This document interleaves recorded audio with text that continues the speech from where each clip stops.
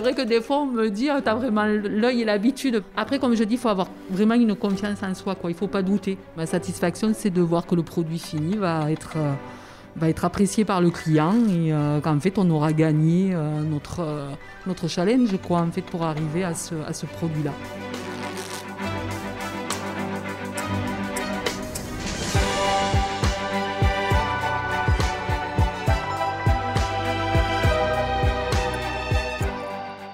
Vous êtes-vous déjà demandé à qui sont les mains qui fabriquent chaque jour la mode et le luxe ? Derrière chaque vêtement, chaque accessoire et chaque objet, il y a des femmes et des hommes qui perpétuent au quotidien des gestes et transmettent leur passion. Ce podcast va vous emmener à la rencontre de ces amoureux du savoir-faire. Des anonymes qui détiennent un savoir précieux pour faire la mode et le luxe de demain. Aujourd'hui, ces femmes et ces hommes de l'ombre nous racontent depuis les coulisses leur métier, leur passion, leur envie de transmission d'un savoir-faire unique. Parce qu'aujourd'hui, en France, il y a plus que jamais la nécessité d'assurer la relève de ces métiers d'exception.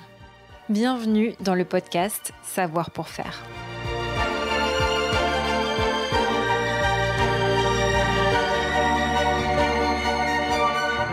Donc le tannage qui rend la peau imputrescible, ça donne à ce moment-là une peau qu'on appelle le wet blue, parce qu'elle va être humide et bleue. Et à ce stade, la peau, ça commence à prendre forme quand même par rapport à ce qu'on a dans notre imaginaire. On commence à visualiser un produit fini. Ce matin, nous sommes au cœur de l'Aveyron, à Millau. Et les tanneries Pêche d'Eau se destinent à la ganterie, notamment la fabrication de gants techniques et sportifs, mais aussi aux vêtements et à la maroquinerie. Passez la visite en compagnie de Caroline Krug, CEO de l'entreprise, place à l'œil avisé de Catherine Chastan, dite Cathy. Catherine est chef d'atelier corroyage finition. Elle trie et classe les peaux une à une et se déplace d'espace de travail en espace de travail, prête à valider ou invalider chaque cuir. Rien ne lui échappe. Bonjour Cathy. Bonjour. Alors qu'est-ce que vous faites là ? Je vois que vous avez beaucoup de cuir devant vous. Oui, donc là je fais un classement, donc en fini en fait. Et donc en fait le classement consiste à ouvrir les peaux et regarder un peu les défauts qu'il peut y avoir dessus. Là il y a eu une opération mécanique qui a été faite donc, sur cette peau pour faire briller. Donc on regarde s'il n'y a pas eu de soucis. Catherine Chastan, j'ai 55 ans. Je travaille à la tannerie déjà depuis 1986. En fait, j'étais un peu bercée dans ce milieu-là parce que mon papa travaillait ici et ma maman faisait des gants à la maison. Donc voilà, déjà le cuir, en lui-même, je savais un peu ce que c'était. Et puis moi, je suis donc chef d'atelier, mais j'ai commencé à la base, quoi. Donc voilà, j'ai évolué tout le long, là, pendant 35 ans pratiquement. Là, je suis passée en fait de ouvrière à chef d'atelier. Vous avez gravi les échelons et donc aujourd'hui vous êtes responsable du tri des peaux, du classement des peaux. Du corroyage, donc tout ce qui est machine en fait, l'atelier qu'on a vu là où on classait et l'expédition aussi. Je suis quelqu'un de peu réservé, après je suis assez dynamique, j'ai confiance en moi aussi. Je suis curieuse donc j'aime savoir aussi pourquoi tel client veut ce produit-là et pas un autre, pourquoi il faut faire telle finition.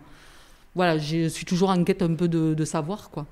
En quelque sorte, la tannerie, c'était un peu une évidence pour vous. Je me trompe ? Oui, tout à fait. Bon, après, c'est vrai qu'à 20 ans, on ne sait pas trop où aller. Voilà, bon, moi, j'ai eu cette opportunité-là. Et voilà, depuis, je suis là et compte y rester jusqu'à la retraite. Et voilà.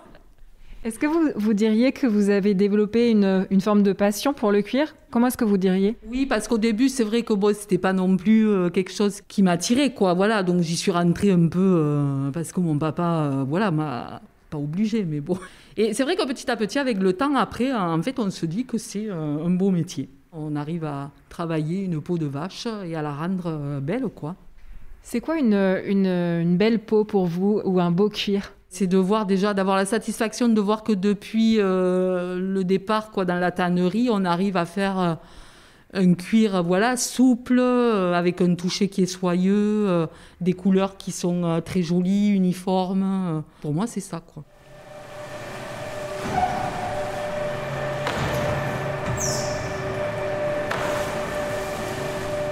Voilà, donc après, moi, je fais 2 tris. Il y a un tri où c'est vraiment des écarts qu'on ne pourra pas donner aux clients. Et un tri après, là, par rapport à l'épaisseur qui est un peu forte. Et du coup, je les mets de côté pour pouvoir les faire retravailler derrière. Voilà. Et après, un chariot ici, où en fait, là, on met les belles peaux, quoi. Enfin, les peaux destinées aux clients. Voilà. Et celles que vous ne pouvez pas donner aux clients, là, le tas à droite, qu'est-ce qu'elles deviennent? Moi, je vais les reprendre après, à la fin de mon tri, pour voir si en échantillonnant, en coupant un peu des parties abîmées, je peux les récupérer. Sinon, eh bien, on les met sur des palettes. Et après, ça va être vendu soit au kilo, ou alors à des personnes qui veulent un choix inférieur et pour faire des petites maroquineries, voilà.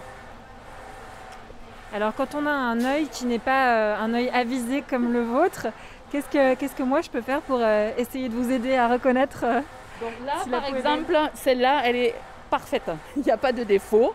Donc celle-ci, je vais la replier et je vais la mettre ici. Voilà, donc ici, on a une peau aussi qui est conforme par rapport à ce que le client demande. Donc à part ici, voilà qu'on a un petit défaut, mais bon, c'est situé en haut de la peau. Après, on juge que le client il peut couper ses gants sans problème. Et ici, il y a un trou, et ce trou, donc en fait, je vais échantillonner. Voilà. Donc là, vous avez un tas de peau, on va dire tout simplement noire, Oui. avec un côté luisant et un autre côté qui est un peu comme du daim. Oui, voilà. Alors ça, c'est la chair, en fait. Et ça, on appelle ça la fleur. Chez nous, on ne travaille que la fleur. Donc c'est la fleur, en fait, qu'on regarde. On ne regarde pas après le côté chair, voilà. Donc la fleur, c'est la partie luisante. Voilà. Donc, voilà, ici, on a quelques petits défauts. Genre ici, on a de la ride. Mais bon, voilà, c'est pas trop contraignant. Donc celle-ci, hop, là. Donc là, c'est pareil, on a de nouveau un peu de rides. Là, on a des cicatrices. Mais voilà, il faut considérer en fait que sur un flanc, il faut qu'on ait au moins 70% de joli. Même s'il y a 30% de défauts, c'est pas bien grave. Et les rides et les cicatrices que vous venez d'observer, ça c'est dû à quoi? Alors ça, c'est dû déjà sur la peau naturelle de la vache. Donc des rides parce que c'est peut-être des vaches qui sont un peu âgées. Et après les cicatrices, comme je vous ai montré ici, en fait c'est des cicatrices de laine. Donc voilà, c'est soit quand elles sont couchées, les crottes, tout ça qui abîment. Ça fait des bactéries.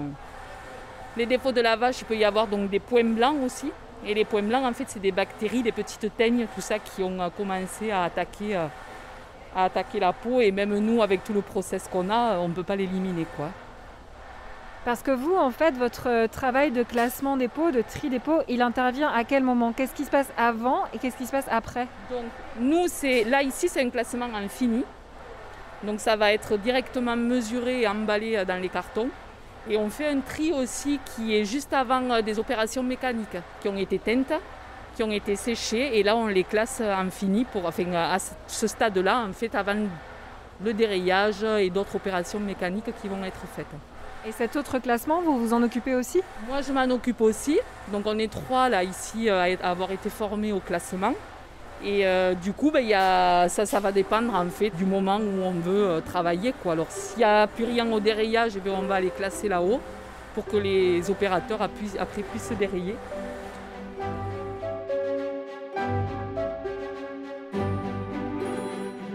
Je pense que vous avez dû développer un œil de lynx avec les années? Oui, ça c'est sûr. Même le toucher aussi, des fois j'ai même pas besoin de vérifier l'épaisseur, puisque de temps en temps il faut quand même vérifier l'épaisseur avec la pige. Et c'est vrai que rien qu'au toucher, je sens si l'épaisseur est bonne ou pas, quoi. Parce que là, c'est pour créer quel type de gants? Alors ça, c'est des gants de ville. Et donc c'est chez un Canadien, voilà, qui nous prend régulièrement donc, des quantités. Donc il prend cette couleur noire et la couleur jaune après qu'on verra en haut à l'autre poste de classement. Ce bruit qu'on entend là, c'est la machine à pigments, c'est ça? Oui, voilà, c'est un pistolet, en fait, une pigmenteuse. Et bon, ça fait un petit peu de bruit, mais oui.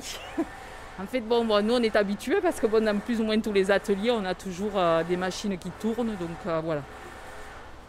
Vous classez à peu près combien de peaux par jour? À peu près, ça fait de l'ordre de 6 à 7 passes, donc 7 fois 3, à peu près 2000 flancs, je vais dire.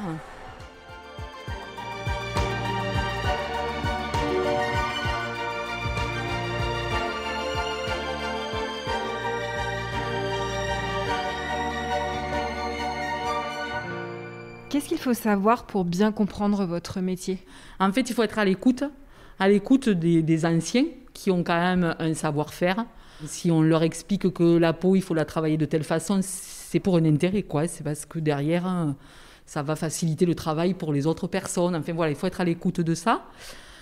Et puis se dire que c'est pas un métier désagréable, quoi. Parce que des fois, on peut penser que c'est un métier désagréable parce que c'est le travail sur une peau de vache, qu'il y a des odeurs, enfin voilà. Finalement, on s'y adapte tout à fait. Voilà, on n'y fait plus du tout attention. Après, on travaille en équipe, donc déjà, c'est pas mal. Moi, j'ai commencé à un poste donc, où c'était la finition. Et puis après, moi, j'ai un peu évolué. J'ai fait un peu de laboratoire aussi. Donc, ça m'a un peu mis dans le bain, dans les cahiers des charges des clients. Donc, en fait, on sait un peu qu'est-ce que recherche le client. Et puis, le classement aussi, ça s'est fait un peu de fil en aiguille, quoi. C'était un peu pour remplacer quelqu'un qui partait. Et du coup, bon, ça m'avait plu. Et puis après, chef d'atelier, ça a été un peu la direction qui a souhaité que je remplace la personne qui est partie aussi. Et pourquoi, selon vous, comment est-ce qu'on fait pour évoluer comme ça jusqu'à ce poste de chef d'atelier ? Je pense que déjà, il faut être sérieux déjà dans son travail. Il faut être respectueux déjà de ses collègues, de son patron. Et après, je pense qu'il y a une confiance qui s'installe et cette confiance fait que, on juge que telle personne est peut-être apte à avoir plus de responsabilités. Voilà. Et aujourd'hui, en tant que chef d'atelier, vous n'avez pas seulement un savoir technique, on pourrait dire, vous êtes aussi décisionnaire, vous êtes responsable ? Oui, je suis aussi responsable. Bon, après, avec au-dessus un directeur de production, mais bon, on a des connaissances, on a un savoir-faire, donc on sait comment gérer un atelier, soit pour faire partir les commandes en temps voulu, travailler les pots d'une façon, on va dire, assidue, quoi. Enfin, puis moi, ce qu'il y a, c'est que j'ai un rapport aussi on a les rapports avec le commercial. On essaye aussi de transmettre à ceux qui travaillent donc sur les machines aussi, à leur expliquer en fait ce qu'ils font, ce qu'on ne faisait pas à l'époque.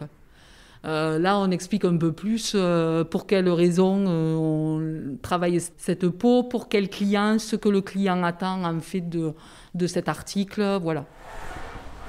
Le pourquoi du comment, en quelque sorte. Voilà, ouais, tout à fait. Sauf que moi, je sais qu'à l'époque, on rentrait dans la tannerie, mais on ne nous expliquait pas du tout pourquoi on travaillait cette peau de telle façon, parce que le client le voulait comme ça, quoi. Ça a été plus tard, quoi. En fait, ça permet aux employés d'être peut-être plus impliqués. Oui, voilà. Tout à fait, plus impliqués et de se sentir un peu plus responsable sur la façon de travailler la peau. Vous avez un sacré coup de ciseau. On a des ciseaux qui taillent. Les bords que vous enlevez au ciseau, ça correspond à quoi ? Alors en fait, les bords qu'on enlève comme ça, c'est au niveau d'une opération mécanique où on a donc enlevé en épaisseur. En fait, ça fait des petites franges.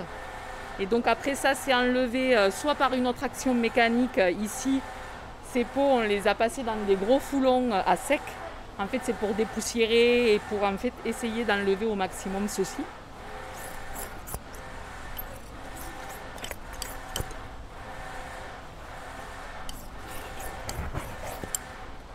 Bon, sur Millau, les tanneries, mégisseries, ganteries, tout ça, c'était quand même quelque chose d'assez important. C'est une tannerie quand même qui est très ancienne. Moi, j'y tiens, oui, particulièrement, parce que bon, je me dis que c'est un savoir-faire qu'on a ici sur Millau. Donc, il faut continuer à le faire perdurer, quoi. Et pour les générations qui viennent, tout ça, voilà, moi, j'estime que c'est pas un travail désagréable. Pour un jeune qui serait sensible à votre métier et qui souhaiterait peut-être se lancer, quel serait éventuellement votre message ? Que ce soit quelqu'un de dynamique, qui soit à l'écoute, qui ait confiance en lui aussi, voilà, qu'il soit autonome aussi.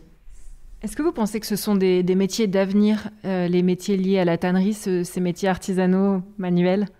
Alors oui, parce que je pense que quand même, le cuir étant une matière noble, je pense que quand même ça va perdurer. Les clients que nous avons, ils sont très fidèles parce qu'il y en a qui sont là depuis 30 ans, donc aucun problème. Mais je pense qu'il y en a beaucoup qui ont dévié après sur des matières, genre plastique. Donc c'est vrai que c'est un peu décevant, mais bon. Parce que vous représentez aussi, comme on dit, le savoir-faire à la française. Tout à fait. C'est vrai que nous, on travaille vraiment français. Les vaches viennent de France. Elles sont travaillées ici, plus ou moins pour des clients français, mais aussi pour l'export. Bon, ça après... Voilà. Mais c'est essentiellement, oui, à la française. Il y a des formations qui sont faites au niveau de la finition. Pour des nouveaux qui sont rentrés. Donc, en fait, on leur a appris à manipuler la machine, à suivre une formule, à monter les coloris aussi sur les pots. Donc ça, il y a eu des formations qui ont été faites. Moi, pour ma part, j'avais eu une formation aussi qui avait été faite en vue de devenir chef d'atelier.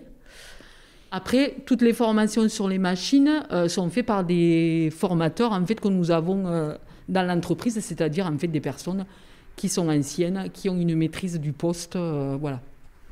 Et vous, actuellement, vous formez quelqu'un ? Alors là, pour le moment, moi, je forme personne. Mais s'il y a un nouveau, moi, oui, je vais le prendre. Je vais lui dire, voilà, tu vas être affecté à ce poste-là. Je vais t'expliquer comment fonctionne la machine, les sécurités.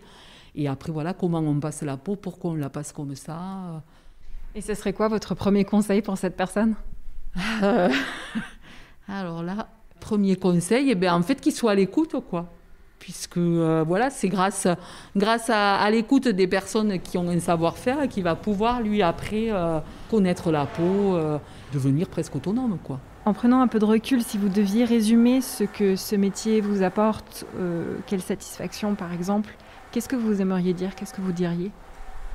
Ma satisfaction, c'est de voir que le produit fini va être apprécié par le client et qu'en fait on aura gagné notre challenge quoi, en fait, pour arriver à ce produit-là.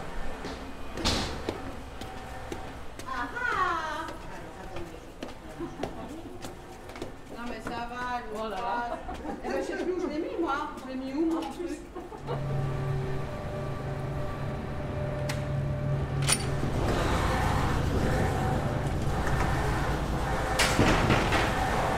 Alors, une nouvelle table de travail et une nouvelle couleur de peau. Voilà, tout à fait. Donc ici, on classe principalement des peaux qui ne sont pas encore finis de travailler. C'est de la protection généralement. Après ce classement, ces peaux elles vont être amenées à être dérayées, c'est-à-dire on va mettre à une épaisseur demandée par le client. Voilà. Et pour décrire un petit peu l'espace de travail, en fait, il faut imaginer devant nous là une grande table comme un établi. Et puis des tas et des tas et des tas de peaux. Oui. Et tout autour de nous, il y a au moins, je sais pas, une dizaine de machines. Et là, je vois vos collègues, en fait, ils font glisser des peaux dans une machine qui voilà. Bouge. En fait, c'est une machine qui ouvre. Donc, elles sont sorties, les peaux qu'il envoie, elles sont sorties de la sèche. Donc, comme elles sont toutes roulées, voilà, ça va permettre à cette machine de les ouvrir, de les écraser un petit peu. Voilà. De les assouplir.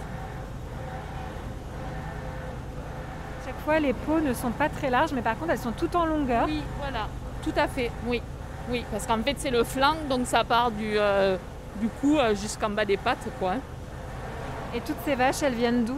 Ben là, toutes ces vaches, plus ou moins, elles viennent de France, puisque c'est des limousines et des cuirs de l'Ouest. C'est principalement des vaches laitières. C'est pour ça que des fois, on a beaucoup de creux ici par rapport aux pies, voilà, qui tirent un peu plus sur la peau, quoi. Donc du coup, on appelle ça le flancheux après. Le flanc ? Le flancheux. En fait, c'est le flanc et c'est flancheux, donc ça veut dire que c'est creux.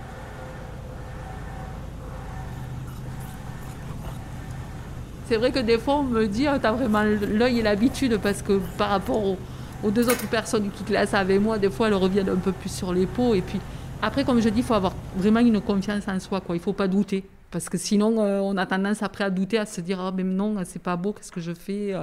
Et comment on construit une confiance en soi ? Peut-être avec le temps aussi, avec l'âge, et puis en se disant que bon, ma foi, c'est pas parce qu'on va se tromper une fois que ça va être une catastrophe. Au contraire, on se trompe, on a au moins un retour client et ça nous permet après d'avancer et de dire voilà, cette fois-ci, je vais pas faire cette bêtise ou voilà, je vais être plus vigilante. Cathy, je vais vous mettre un petit peu à l'épreuve. J'ai apporté une veste en cuir.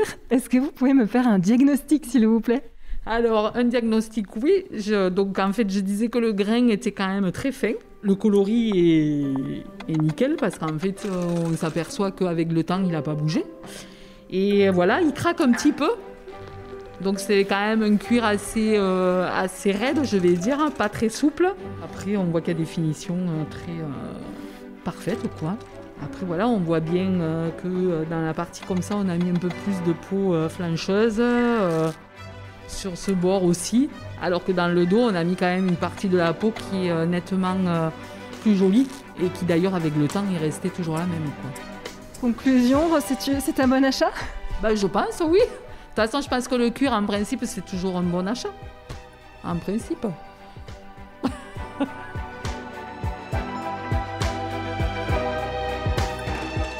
Pour exercer le métier de chef d'atelier coloriage, retrouvez les formations sur le site savoirpourfaire.fr et rejoignez la filière mode et luxe.